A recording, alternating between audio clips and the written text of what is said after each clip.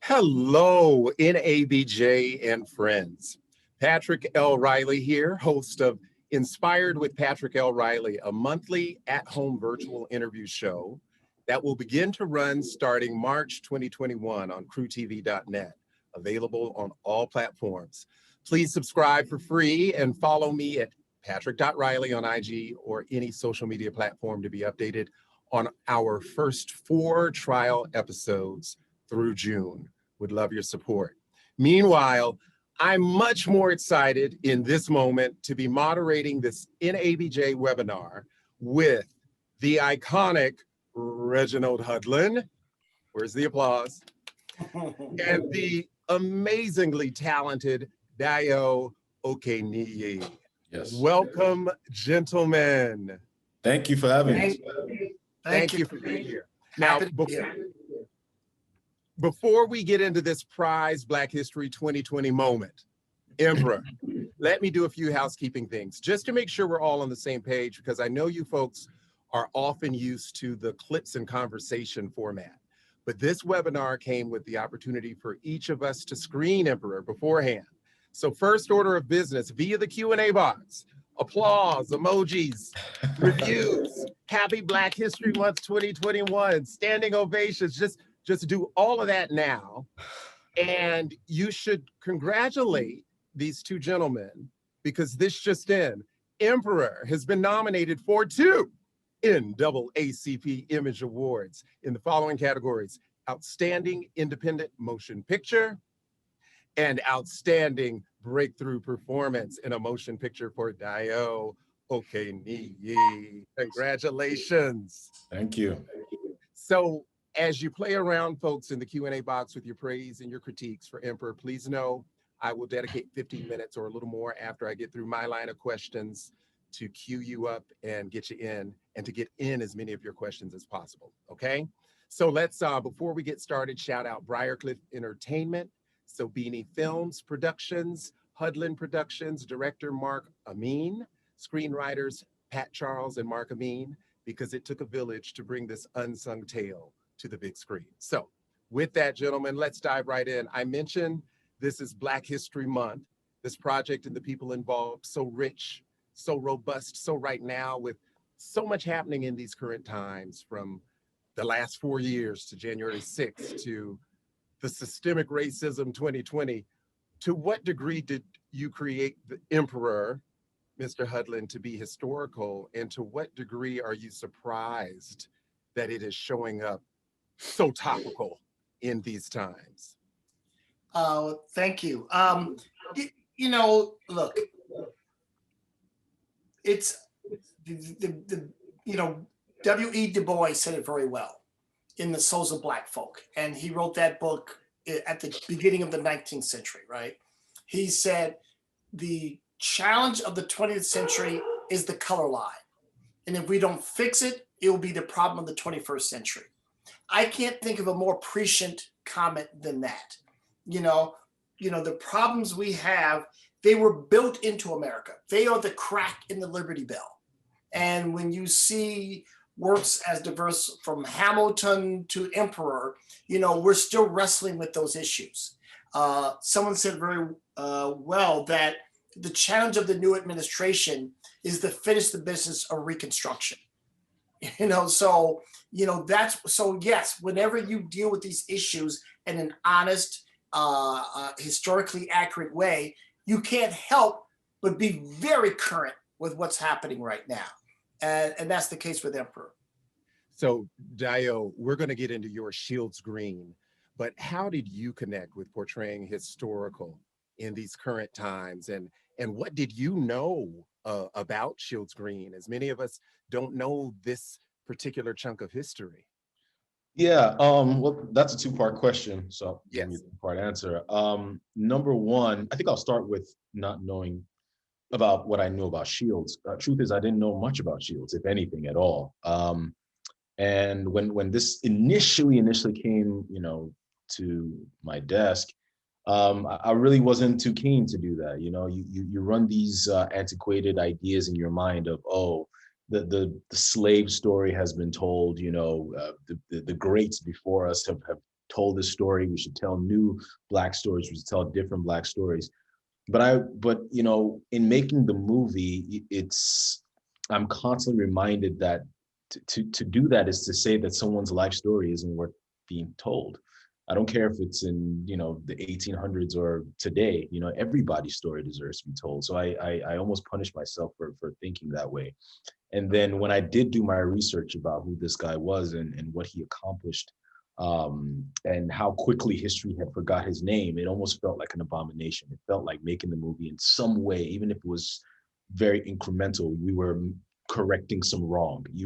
I just felt like this is an opportunity to get this thing right, to exercise, you know, this man's story and to tell it to the world.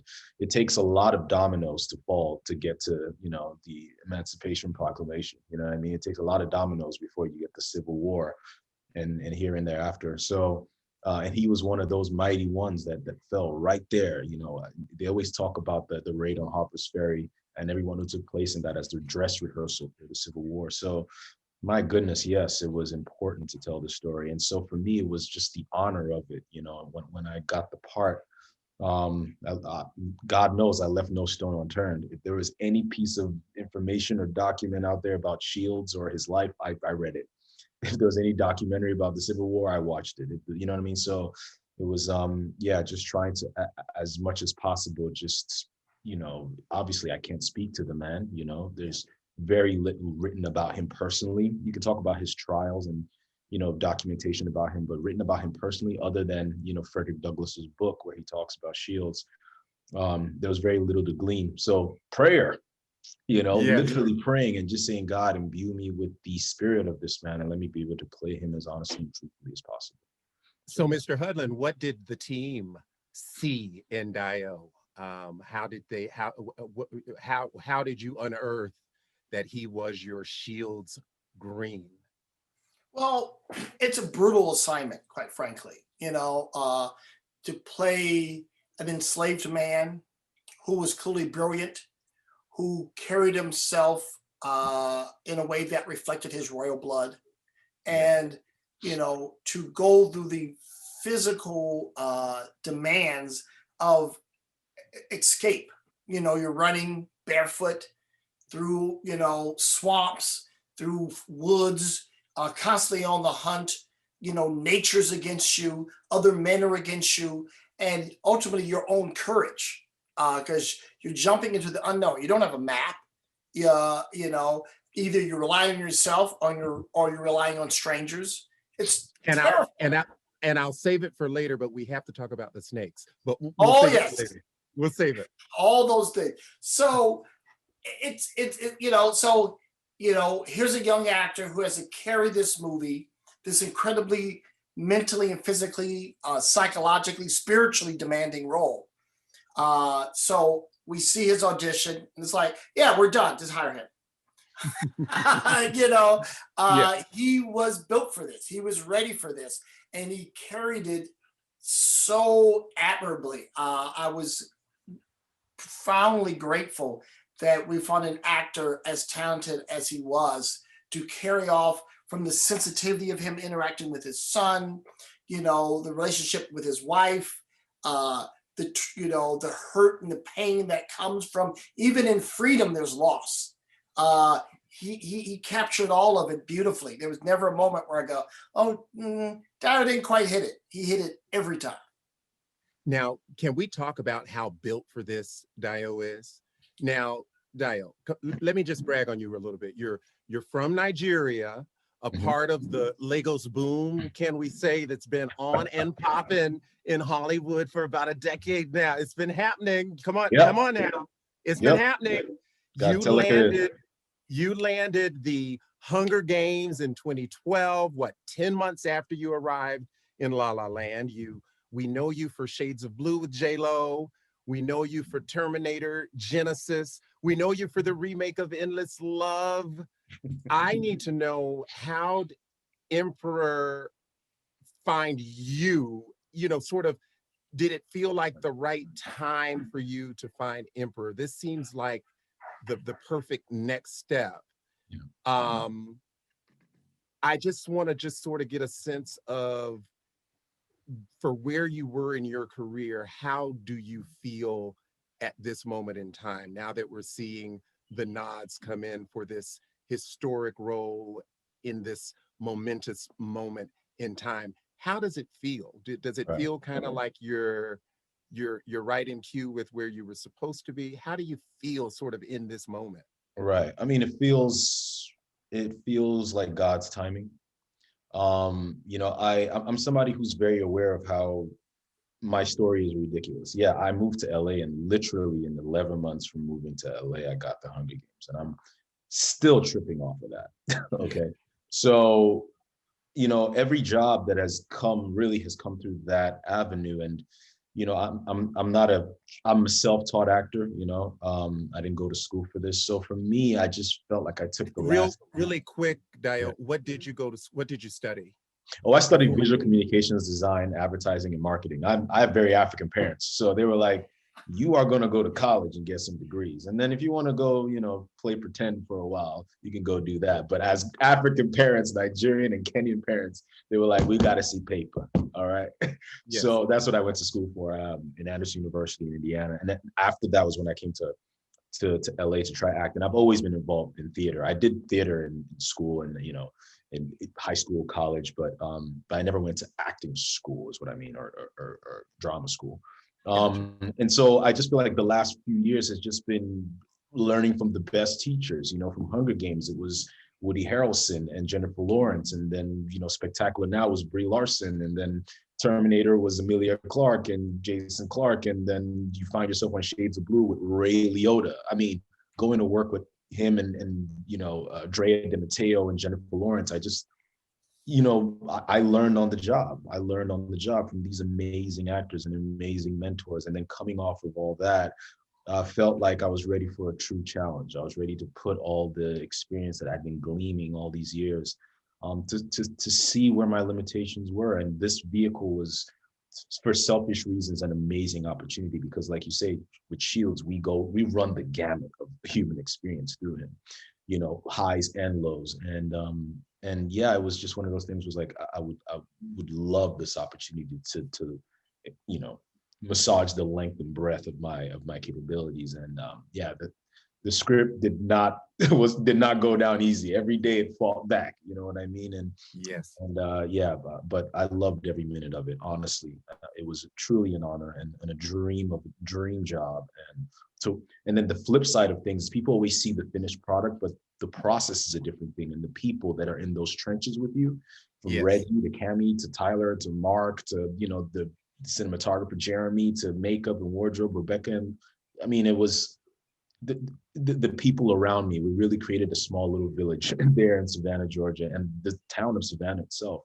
So I was in good hands as well. But yeah, I felt prepared for it, and I gave it everything I had. And my hometown of Savannah. I'm sorry, I just have to shout out your hometown. That's right. Savannah, Georgia. Yes. So I know about the gnats, the Yes. mugginess. Yeah. Yeah. Tell me what it was like to just sort of push through the humidity of Savannah inside these challenging scenes. Right. You just had to remember that Shields Green didn't have a PA coming over to hand him a bottle of water. Yeah. Shields didn't have a cooling tent. He didn't have, a nice little Airbnb to go to at the end of the day. You know what I mean? He had to tough it through. And, my mentality the whole time on set was positive vibes only. PVO was like my mantra. And so it's like to just remain in a positive state of mind, no matter what the physical elements are, because people went through this and they didn't have a chance. And you get a paycheck at the end of the day, they got a noose. So, acting is honestly, ultimately it's make believe, but those were the things that really kept me going. It was a supernatural strength, and I'm a very spiritual person. I just believe God just kind of gave me the ability not to keel over when we got extras passing out because of heat exhaustion, Yes. And a little bit of it is conditioning.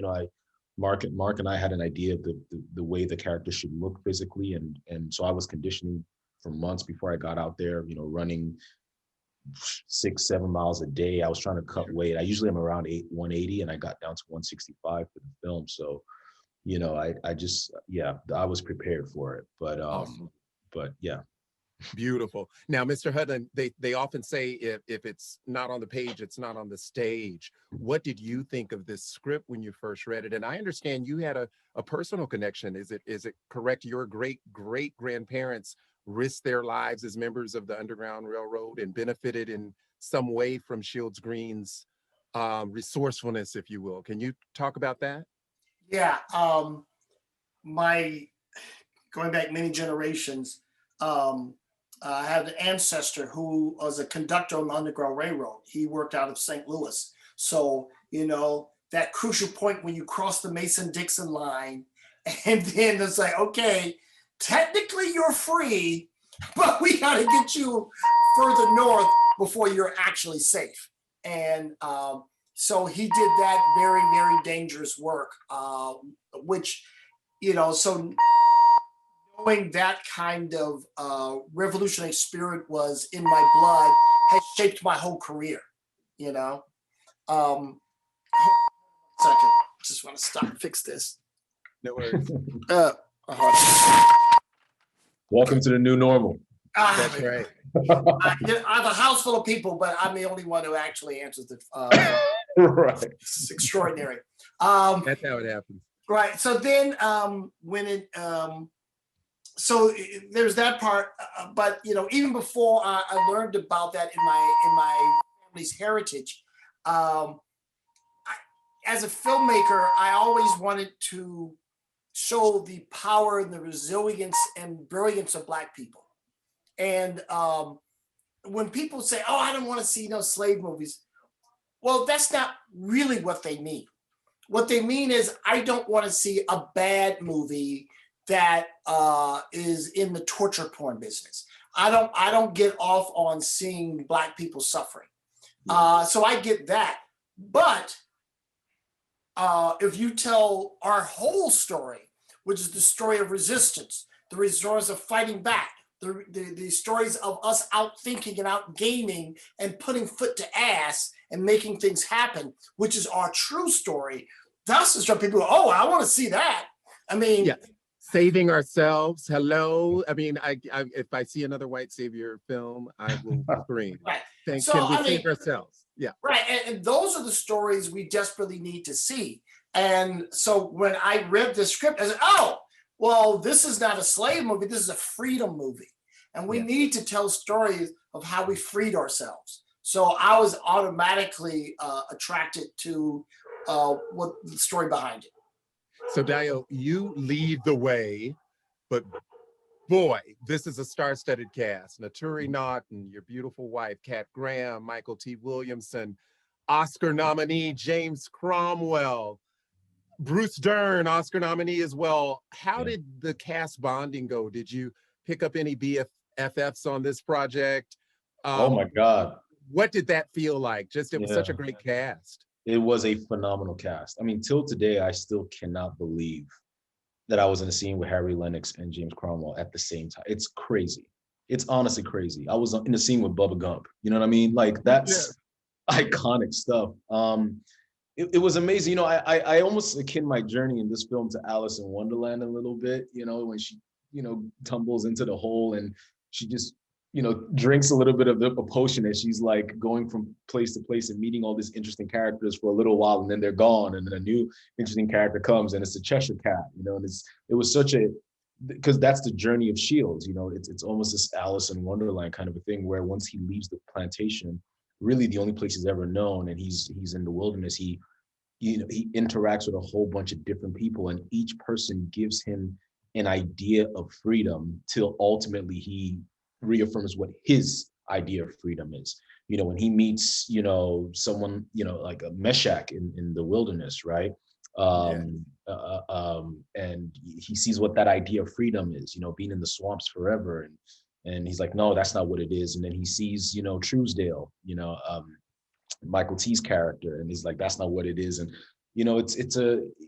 and the journey of acting in the movie too was kind of like that, it's like, oh my gosh, I really love my scenes with Naturi, but Shields has got to go. And then I do some scenes with James Cromwell. It's like, oh, he's got to go. And then Bruce Dern. And then, you know, so it was so amazing. You know, it's so funny. I've talked to a couple of amazing other actors in the film. Brad Carter is such a good friend of mine till today, and Yes. Ben Robson, and they're all so amazing. And it's so funny. They're like, oh man, I wish I was in scenes with James Cromwell, because Shields is the common denominator. You know, he meets all these people on the way. So I just count myself extremely lucky that I got to do scenes with all these incredible actors. You know. Wait a minute. You have to tell me how Yeah. it was to work with this other cast member, the Yeah. Snake. The Snake, Patrick. Let me tell you something. Your boy has the biggest phobia for snakes. Like seriously, I have a depth phobia for snake. And it's funny because when I read the script, after I got the part, I read the script and I was excited to do it. It didn't ever occur to me that I read the scene. Yeah, I read it, but in deciding to do the movie, like it didn't even cross my mind. And it wasn't until I actually got to Savannah, Georgia, and I usually do this thing where I'll get on my Post-it notes and I create a timeline for the character. And I do all this work. My hotel room looks like a scene out of A Beautiful Mind with Russell Crowe. Like there's, you know, there's string going over the place. And then I get to that scene and I'm like, oh my God, I actually have to do a scene with a snake. Like that's where it actually hit me. I can't bail at this point. The ink is dry in the contract. And like I dreaded that day. Out of everything Shields had to do, that was the toughest day. And I remember Mark gave me outs. Mark and Reggie gave me outs many times. Like, Dayo, I mean, we could do it with the fake snake, you know, but in the back of my mind, I'm like, man, if it comes down to that award, man, they're gonna give it to the guy who did it with the real snake. That's right. So yeah, That's right. I just hung on for dear life. And I remember the day actually came when we were gonna shoot the scene, and we go back and there's a snake wrangler back there, and he's got the tubs, you know, the big snake, the medium snake, and the small snake. I'm like, let's go for the big snake. Open the tub. And he opened the tub and I went deaf, Patrick. Like, you know the scene in Saving Private Ryan when Tom Hanks like storms the beach and it goes, yes. The blood flowed to my ear. I went deaf. I'm looking at Reggie in his face and looking at Mark, and they're talking to me, and I'm just hearing, Yes. and I'm just, all right, I'm just gonna, and I literally go and call my girlfriend, damn near having a panic attack in my trailer, and she talks me through it. She's like, come on, I mean, you know, she basically got me through it. But after like the first few takes, like I kind of bonded with the snake. So like after a few takes, but the very first take, I'm telling you, that thing came, touched my rib, my soul left my body for a good 10 minutes. It's a good thing in the scene I was supposed to be playing dead because I was dead. I went and had a conversation with Jehovah, and he told me it wasn't my time yet. He said, go back there, finish that movie, boy. So yeah. I think that's called, is that method acting? Acting, it don't get more method than that. So now, Mr. Hudlin, you referenced this, you know, idea that a lot of people will bring to a slave tale. Mm-hmm. And yet what I experience of this film are elements that make it audience friendly, consumer friendly. You know, there's a hint of Western genre in it. Mm-hmm. You know, if just from the horseback riding. What are you trying to create as a producer to make this film? You know, the story tells it, but it's cinematic as well. What are the crosses to bear when you're trying to put a piece of this merit together? Well, I mean, the thing is, I'm aware that the audience has dueling feelings, right? On one hand, they know we need to hear our history, right? Mm-hmm. And learn these things that we haven't been taught in school, that have been suppressed information. So they're like, well, okay, I need that, but I just worked all week. I need to have a good time, right? So for me, the solution is to make a Southern. A Southern is a Western set down South, but you have the kick-assery that you expect from a John Wayne movie. That's but right. Instead of John Wayne, you got Dayo putting foot to ass. That's right. Just the very act of seeing a black man on a horse. The first time we see Emperor, he's noble on a horse. At the beginning, that opening right. shot is everything. By the way, and now those big letters come with Emperor. Yeah, so you go, look, this is who he is. Now we're going to see what he go through, Right. but this is who he is. And this Mm. is who you are as a viewer.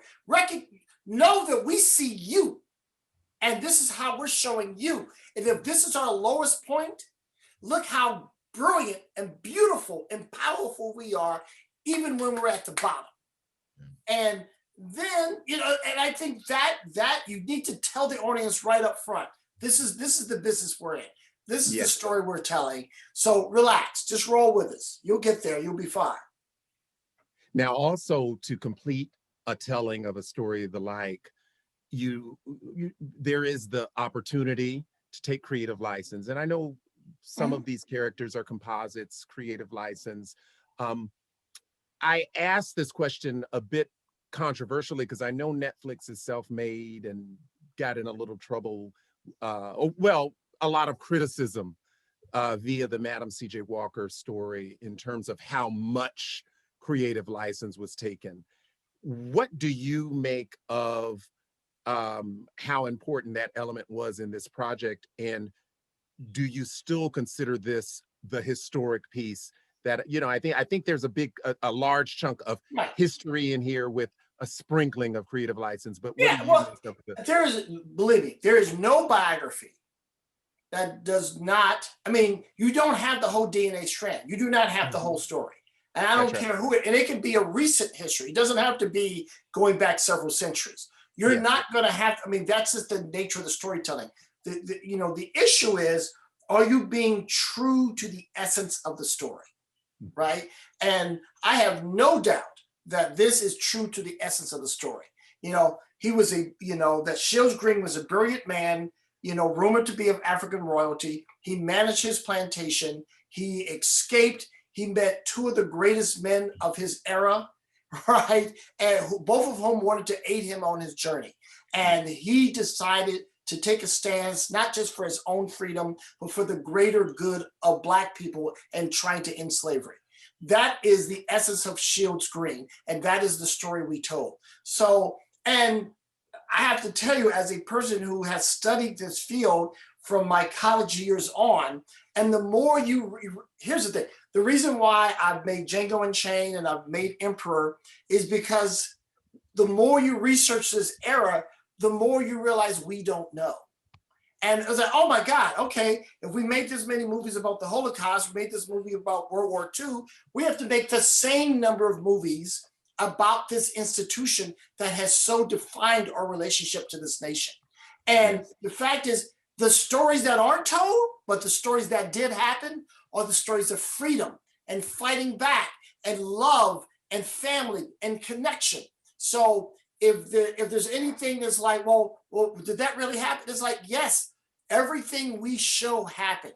Whether it's this man or another man, or we combine two people, we're telling the story, the untold story of Black America in wartime.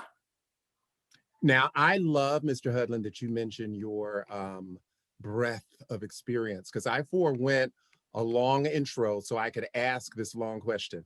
Your career is historic, and it's touched so many of us to our core via your many talents as screenwriter, director, producer, comic book writer, and more.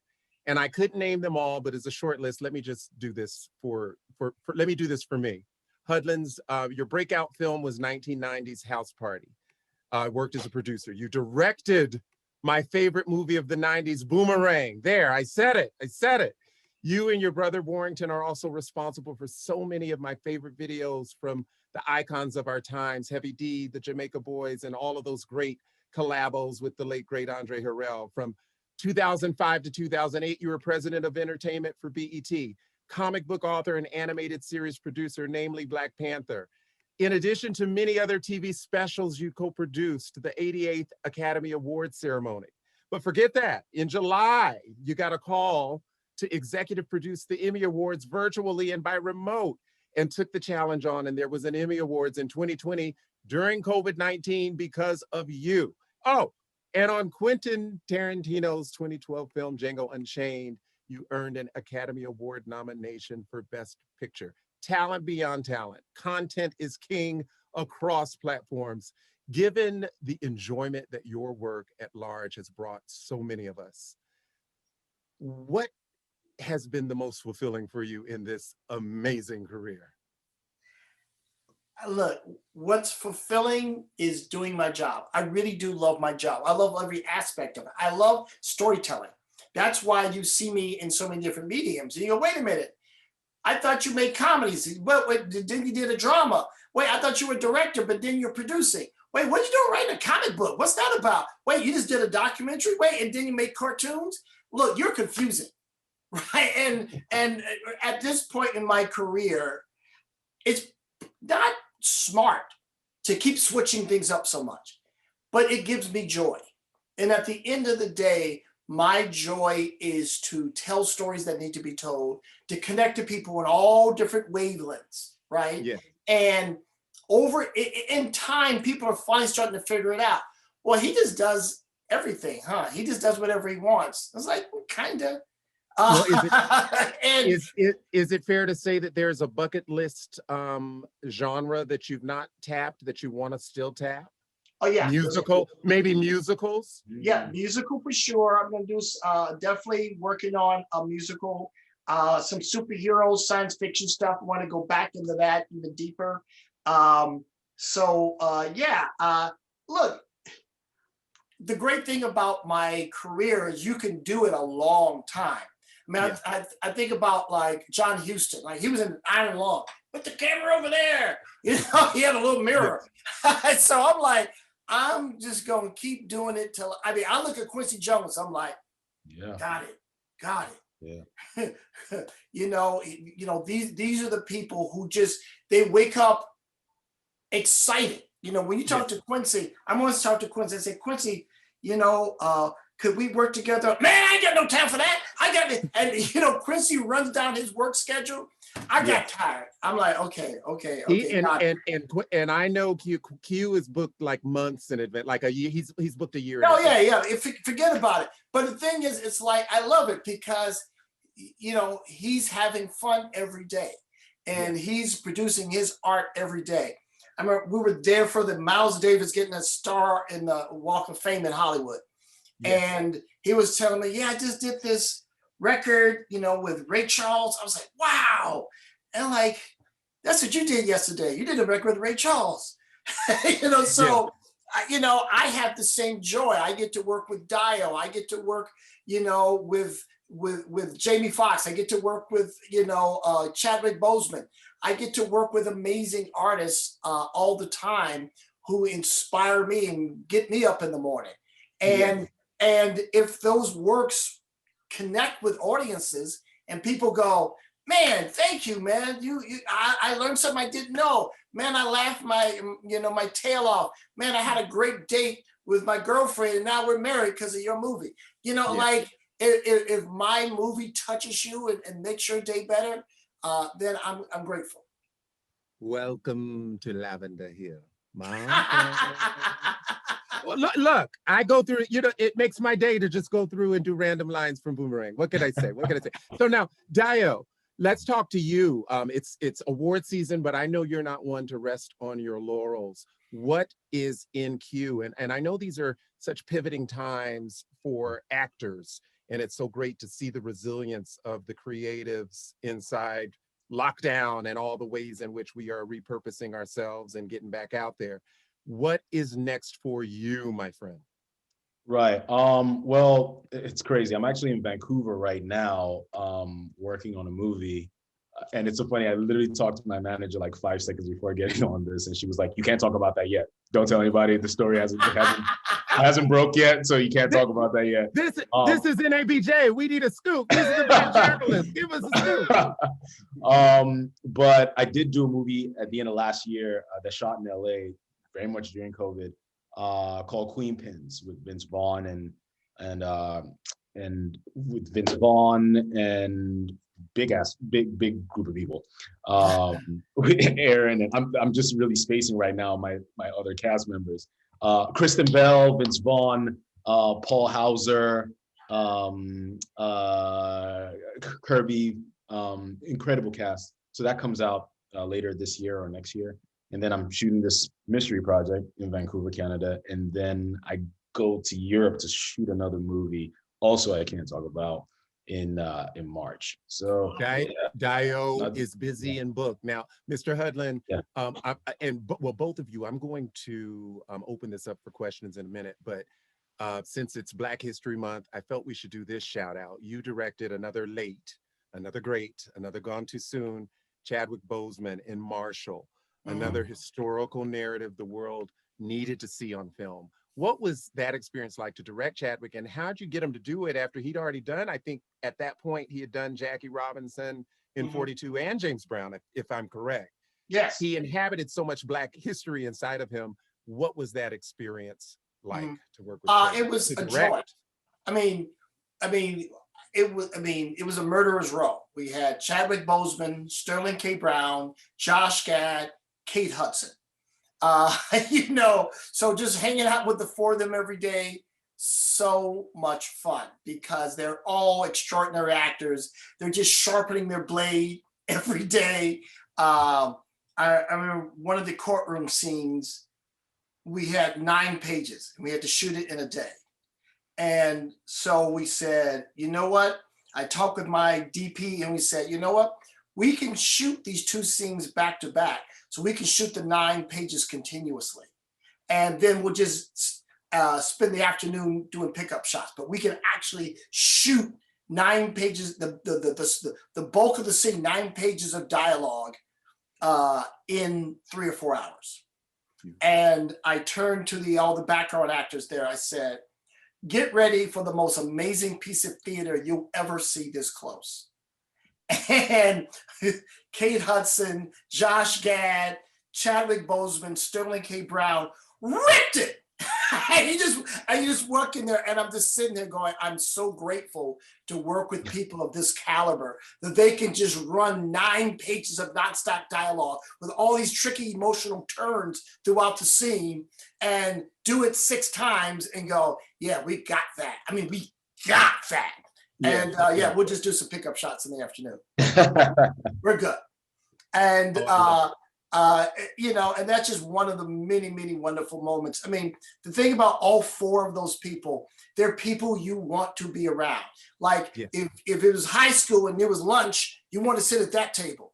Can I sit with those people? Because they're talented, they're hardworking, they're charming, they're fun, they're honest. It's just they have the glow about them. And Chadwick's a person, you're right, he did not want to do Thurgood Marshall because he had done so many of those films. We first met because he had just got cast as Black Panther, and he knew I'd written Black Panther for many years. So we met at a big fancy event, and we just clicked, and we just talked all night. And then I said, hey man, I got this script. And he read it. He said, look, Reggie, I love this script, but I can't do another one of these movies. As much as I love the script, I love you, I don't want to do this. I said, okay, well, do you think a movie about Thurgood Marshall should be made? He said, well, of course. I said, well, if you say yes, it'll exist. And if you say no, it won't. That's right. He goes, wow, Reggie, why you got to go hard like that? I'm like, it's just the truth, man. I just have to cut to the truth in this situation. And he's guy. That's a Hollywood producer. That's how you get your result, the right? Jedi mind trick. That's no trick. It's the truth. I just told him the whole truth. Yeah. And he said yes. So the movie exists. And I really appreciate that people, they text me, they send me photographs. They're like, man, I'm watching this movie again. Why you got me crying? Man, I'm a grown ass man. Why you got me crying watching this Thurgood Marshall movie?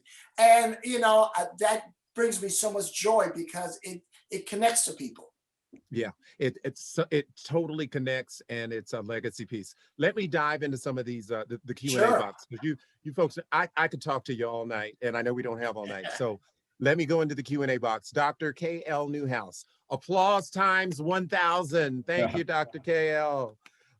Joanne Wooten, Mr. Hudlin, thank you for sharing the untold but very, very important stories about our people. Anonymous attendee, this is a question. Dayo, being the top of the call sheet and the titular character comes with its own benefits as well as challenges. As your first time in that role, what did you find as the biggest benefits and challenges? Also, as always, I'm continually impressed with not only your physical acting, but also your ability to connect deeply to the audience's emotions. Brilliant. Wow. So now back to the question. Did you, what the biggest benefits and challenges as Thank you. number one on the call sheet? Listen, I made a very good career playing number 5 on the call sheet. I was number 5 for a good time. But yeah, being number 1 on the call sheet, the challenges of that is there's no days off. There's no day where I'm tired. No. And it's a position that can be abused very easily. But for it being my first time, I was not going to do that. And I think one of the blessings of it is that while you're on set, you really do get a chance to dictate the energy of the production. You know, I think it really starts at the top, you know, with the EPs and then the director. And I think number 1 on the call sheet has a job of not just carrying the picture narratively, but carrying the picture and the energy on the set literally. So that positivity of which you speak, that was a mantra, I guess, for the whole experience. Absolutely. I cannot count how many times in between takes I would be like, yo, positive vibes only, PBO. I made these little pins that I gifted everyone on the set afterwards because I said it so many times. It's a little pin that says PVO, positive vibes only. So like when you come on set, we're here to work, we're here to have a great time, and we're all seeking truth, and we can do it in a positive and, you know, affirming way. So positive vibes only. So yeah, it was great. You know, many times I've been on sets and you know, you have a number 1 that's just really in for themselves and in for their own performance. But you know, it was great to have that position and to be able to, you know, dictate that, you know, for the day players that came on or whoever it was else on the call sheet, like, this is your movie as well. I really wanted to share the film with all my fellow castmates and everybody involved. You know, yeah, it takes a village to make these things, man. And yeah, you are number 1 on the call sheet, and it is a big responsibility. Yeah, I just don't want anybody leaving my movie going, oh my gosh, that guy was horrible to work with, or, you know, like, you know, and yeah, so I tried to be the least amount of like worry for anybody on set, whether it's hair, makeup. Like, I don't want people worrying about me, like, oh, he's taken care of, so people can, especially on independent films, there's so many, you're spinning so many plates.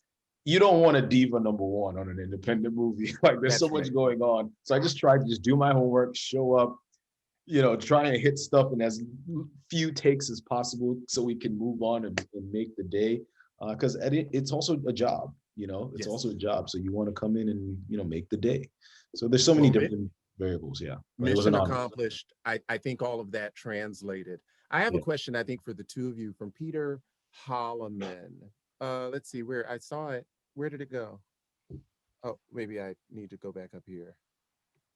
The question is, how should, and this is for the 2 of you, how should freedom in America for Black feel, and what are the costs? Ooh.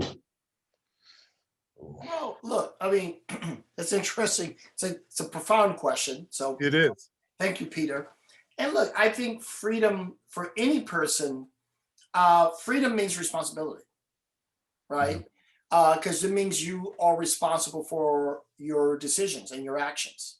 So freedom is liberating. At the same time, it's a burden because you're responsible for yourself. You're responsible for, you know, the effects that you cause. So freedom isn't the absence of responsibility. Freedom is the ultimate responsibility. Absolutely. Vivian Schusted's here. Oh, no, I'm sorry. That's right. This was for both of you. Yes, sir, Dayo. Yeah, freedom is one of those interesting things where you shouldn't have to think about being free. You should just feel free. And innately, if you're a person of color in America, if you wake up and you feel slighted about your position, if you feel, you know, haunted when you walk into a store, or, you know, you feel a heart palpitation every time a cop pulls up behind you or beside you, then we're not free. You know, it's like falling in love. Nobody tells you you're in love. When you're in love, you just know it. So when we are truly free in this country, we will just know it. And yeah, there are mandates that have to happen legally for that to truly come into effect. You know, whether it's, you know, prison reform, or, you know, the amazing work that, you know, Stacey Abrams did in Atlanta with, you know, voting reform and reversing some of these voter suppression. You know, when we just have to keep fighting till the day we wake up, and the thought of the thought of being Black in this country isn't something that, you know, we have to put on before we leave our house and hang up before we go to sleep. We'll just know when we know it. So that's how I know that's what freedom should feel like. Right. But, you know, I'm gonna go a little more on freedom, because now I'm stuck on it. Because it's like it's like part of it is recognizing your own freedom, right? You know, like I grew up in East St. Louis, which is, you know, tough town. And you go, well, you know, you don't have to live in a dangerous place. You can move somewhere else. Now, there's costs to that. There's consequences. You're going to leave your friends and family behind, but will you be, you know, but you can, you know, you have the possibility of going somewhere else that's safer. If you feel burdened by your family, you can leave your family, but then you'll be alienated from your family. You know, so I mean, you know, that's why I would say, you know, you are more free than you know, but you have to be willing to pay the price for that freedom. If you find America burdensome, you don't have to live in America. You may have to learn a new language, and, you know, there are more choices than you give yourself. Choices, sacrifices, consequences, and all of that is freedom, right? Yeah. All of that is freedom. You know, freedom ain't free. That's right. So now, Reggie, someone says here, and of course, gushing as I was just earlier, I wanted to ask this too. Someone, Vivian Chu says, you never cease to amaze me. Can you talk more about the musicals you were looking to do? I did want to ask. Yes. There's a couple of different, I love music. I feel like music is the ultimate art form, and that all of us who work in these other mediums are trying to catch up to what music does, right?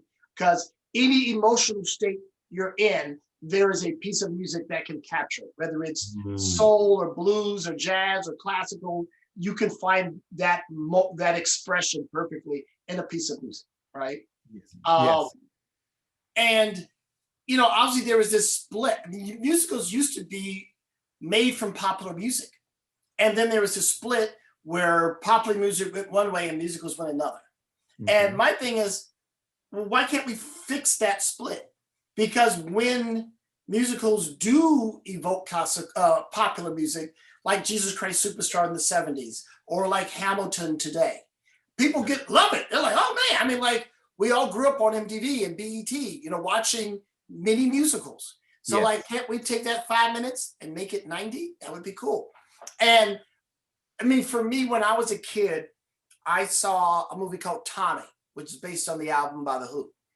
And I saw that, I mean, I had to catch 2 buses and cross a highway divider to get to the theater. It was not near where I lived. I saw it, and it was so visually incredibly, musically incredible. And I said, I'm going to make that movie, but about George Clinton and Parliament Funkadelic. And that remains my #1 mission. Once I make that movie, that may be it for me. Maybe I retire and buy a parking lot. I don't know. But I'm certainly want to make a movie about that music. But I love all kinds of music, and I love all the different ways you can express music in cinema. I love dance. I love all that. So it's going to happen. That's awesome. That's awesome. Now, we are counting down to the end. I want to make sure I allow each of you to give a closing word about maybe what you want audiences to take away from Emperor, and let us know how we can find you. And then I have one more final question for you, Mr. Hudlin, before we hang up. Okay, Dayo, would you start with a little bit, just some closing words and how we can find you? Right. Listen, to anybody who took time out to watch this film, thank you so much. There are people a village of people that came together to make this film and really put their blood, sweat, and tears into this film. And it truly is a film with amazing inspiration, and it explores what it really means to live a life and what it really means for the pursuit of happiness and freedom. And a Shields Green story is worth telling. There are many stories from that era, during the slavery era, that are worth telling. And as Black people, we should not be afraid to excavate these stories. We should not feel like we're over these stories, because there's still a lot that we could learn from that era, about who we are and about what the power we have and what we truly can become, with just a little bit of perseverance and strong will and a thick skin. As far as where you can find me, Instagram at Dayo Okeniyi, Twitter at Dayo Okeniyi. That's the good thing about my name is, I can get my handles when I will always find my handle no matter what platform. So it's just really my name. Or, Vancouver, British Columbia. I'm out here filming for the next couple of months and then I go to Toronto. So you might just catch me on the streets or something. But mask and up. wait a minute. Speak. And I didn't get to ask you if you knew the lyrics to Endless Love, because you were in that movie too. My endless love. That's it. Hey, I love That's it. it. I love You got the hook. You got the hook. You're good. I got the hook. That's all I got. Diana and Lionel are proud. So are Luther and Mariah. Okay. All right. How about you, Mr. Hudlin? Look, I just want to remind people that Emperor is nominated for 2 Image Awards, Best Independent Picture and Breakout Performance, and you can vote. Just go vote. Just say, I think these 2 people, I think these 2 categories, I think Emperor should be chosen. So I really encourage anyone who's watching to vote. Encourage your friends and family to do the same, because it would make a huge difference for a little independent movie like this to get that kind of support. And as for where to find me, I'm on every ridiculous social media platform, Instagram and Twitter and Facebook and what have you. I also have a website, HudlinEntertainment.com, which has a page where people can chat and whatever. And that's where I post whatever I'm doing there. So that's usually the best place to catch me. But I'm really trying not to get caught. But but that's the best way to catch me. Now, speaking of voting, we're less than a month into our new administration, and we have a historic vice president that you know personally. So what can you share with NABJ about your friend and your daughter's godmother, Vice President Kamala Harris? Look, I think the country is in great hands. I mean, we see it already. I mean, when you look at what's been happening with the Biden-Harris administration, just in a week, like, okay, we know we have a lot of mess to clean up and a lot of things to fix, and they are on it. It's the great combination of experience and being plugged into where people are today and what people's needs are. And I think after a week like this, I'm sleeping better. I hope you all are. I mean, you don't have to, you wake up, you check your email. He said what? Oh my God! That anxiety is finally going away, and the grown-ups are in charge, and they're doing the right thing. Waking up to those tweets, yeah, that's called post-trauma. I still have post-trauma about that. Well, we thank each of you. NABJ, let's give it up for Mr. Reginald Hudlin and Mr. Dayo Okeniyi. We love you, NABJ. Quick housekeeping before I say goodbye. Don't forget that NABJ 21 goes virtual again this year. So make your plans at nabj.org. The virtual convention and career fair dates are August 18th through 21st, 2021. Let's stay safe and continue to connect. I have one more thing to say. Hold on a second. My teleprompter is doing something funny here. Hold on a second. Well, thank you, Patrick, and thank you, NABJ, for having us. You've been a wonderful host, and you guys have been a wonderful audience. Thank you all so much.